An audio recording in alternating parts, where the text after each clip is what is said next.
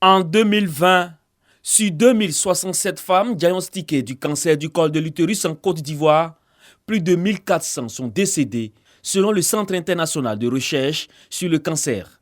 Face à l'ampleur de cette pathologie, un projet de prévention secondaire dénommé Success est initié dans 4 pays du monde, dont la Côte d'Ivoire.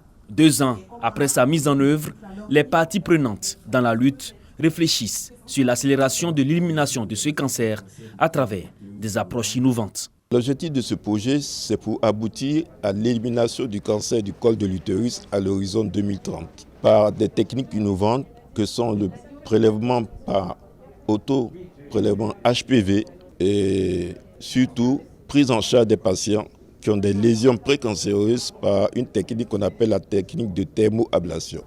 Pour déployer ces campagnes de dépistage du cancer du col de l'utérus par test HPV en Côte d'Ivoire et le traitement par thermocoagulation.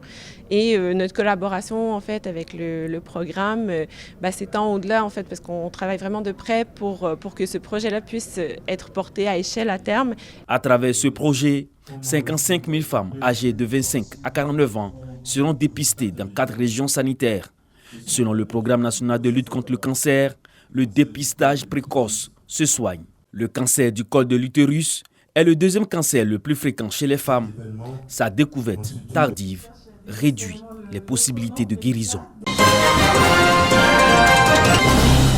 Frontière naturelle entre la Côte d'Ivoire et le Burkina Faso. Cet affluent du fleuve Comoé, pas toujours potable, était la seule source d'approvisionnement en eau pour les populations de la localité de Bakombi. Mariam et ses amis n'avaient pas le choix. Le village désormais doté d'une pompe à motricité humaine, ces femmes laissent éclater leur joie.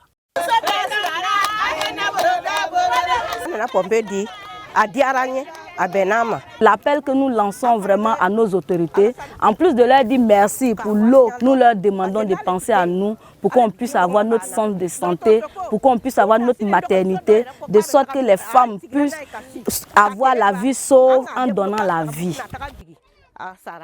Comme les femmes de Bakombi, ce sont les populations des 19 autres villages du Tchologo et de 24 du Poro qui ont témoigné leur gratitude au gouvernement. Des réalisations qui s'inscrivent dans le cadre du projet de construction de 124 forages équipés de pompes à motricité humaine en faveur des populations rurales du Poro, du Tchologo et du Tonkui, un don du gouvernement japonais à la Côte d'Ivoire, financé à hauteur de 1,6 milliard de francs CFA. Depuis que ça a commencé, nous n'avons pas sorti de l'argent. Tout est cadeau. Nous-mêmes, naturellement, là, on sait qu'on est content, on sait que le gouvernement il est content de nous. Il veut nous. Pour s'assurer de la bonne réalisation des travaux, du bon fonctionnement de ces pompes et d'une meilleure qualité de l'eau avant leur mise en service, une délégation du ministère de l'Hydraulique est sur le terrain pour une évaluation des travaux des entreprises ICA dans le Tchologo et de Forassi dans le Poro. Ce projet du don japonais, c'était pour résoudre des problèmes d'urgence. Concernant la réduction de la pénibilité, le ministère est en train de travailler là-dessus. Il y a déjà un projet pilote qui est en cours, qu'on appelle le projet 1000 pompes hybrides, qui permettra de pouvoir combiner le système manuel et le système solaire. Elles n'auront plus à utiliser le système manuel, elles vont prendre l'eau directement, comme au robinet. Taux de réalisation des travaux de ces 124 forages, 40%. Délai d'achèvement, avril 2022. La capacité opérationnelle des délégués régionaux et départementaux du ministère de la Promotion des Sports et du Développement de l'économie sportive vient d'être renforcée avec 15 véhicules et 21 motos, le tout d'une valeur de 282 millions de francs CFA.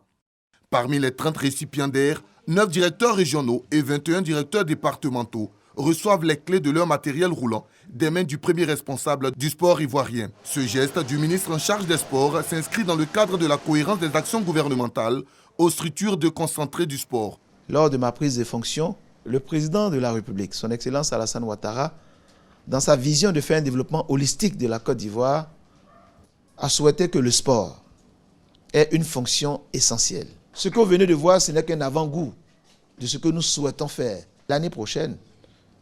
Sur nos instructions, le directeur administratif et financier, le DAF, est en train de travailler à améliorer et à amplifier cette action pour nos collaborateurs. Au nom des bénéficiaires, la déléguée départementale de la région de Lamé promet un usage rationnel de ce matériel de mobilité avant d'exprimer sa gratitude à la tutelle pour sa sollicitude à leur endroit.